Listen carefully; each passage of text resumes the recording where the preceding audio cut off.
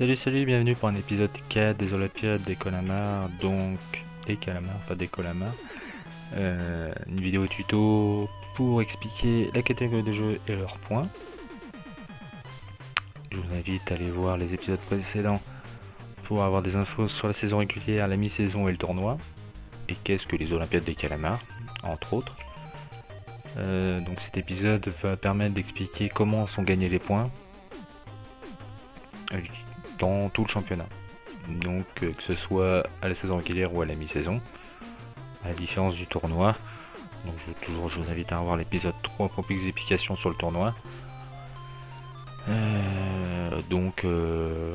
vous avez des questions, pareil, commentaires, MP, tout ça, j'y répondrai. Donc en gros là on va définir les catégories de jeux qui vont être présents tout au long des Olympiades.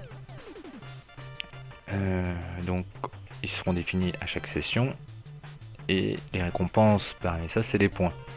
Donc on aura 4 catégories de jeux, donc ils vont s'afficher dans les coins. Donc le jeu en équipe, donc c'est simple, c'est l'affrontement de deux équipes composées de minimum 2 joueurs allant jusqu'à 5. Donc avant le début d'une session, on va tirer au sort en fin de compte les équipes pour que ça soit du random, pas que un tel soit avec un tel pour que l'équipe soit déséquilibrée. Donc ça fait des équipes aléatoires à chaque session. Donc c'est bien entendu possible à chaque session que les équipes échangent en fonction des joueurs présents ou du tirage au sort. Sachant que les points gagnés en équipe sont de 10 points en cas de victoire, 5 points en cas de défaite et 7 points en cas d'égalité. Bien entendu, ça sera sur un BO simple.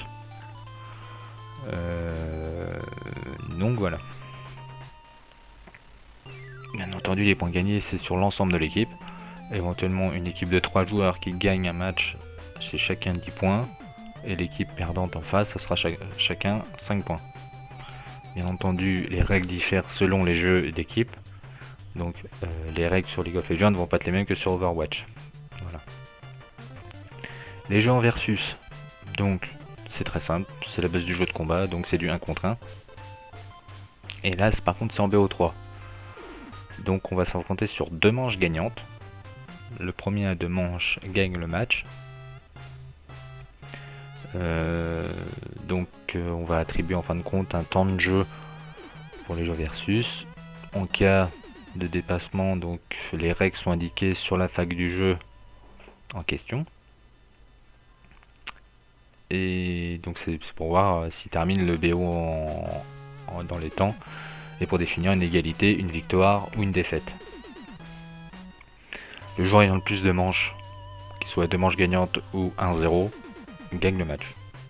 Donc pareil, les points sont comme ceux de l'équipe. Donc on reste à 10 points pour une victoire, 5 points pour une défaite et 7 points pour une égalité.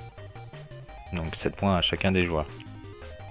Sachant que la victoire concerne le BO entier, pas la manche. Donc une manche gagnée ne rapporte pas 10 points. C'est réellement le BO3 gagné qui rapporte les points, les 10 points.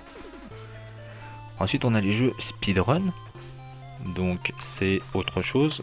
Donc là c'est un affrontement mais un peu différent. Donc on aura une bataille au temps.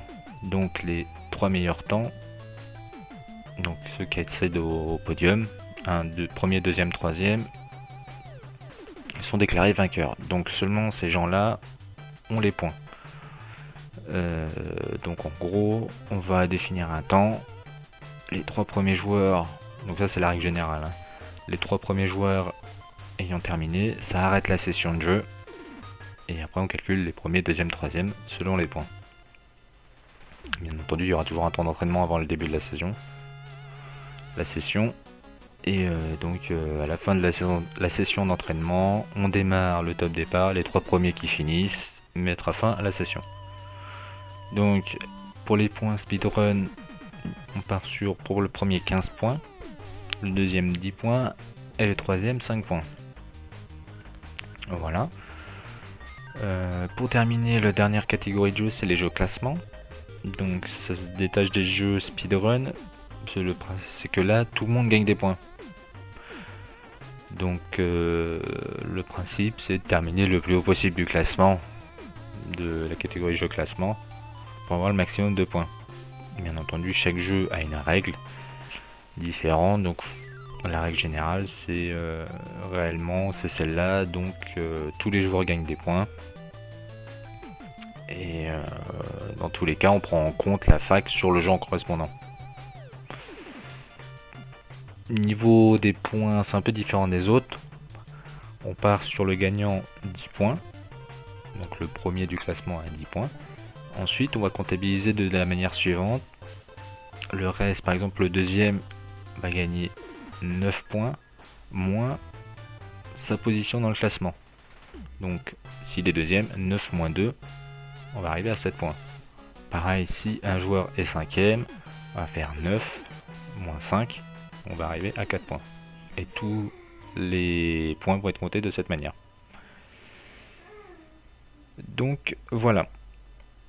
Donc j'espère que vous avez des explications étaient claires sur les catégories de jeux.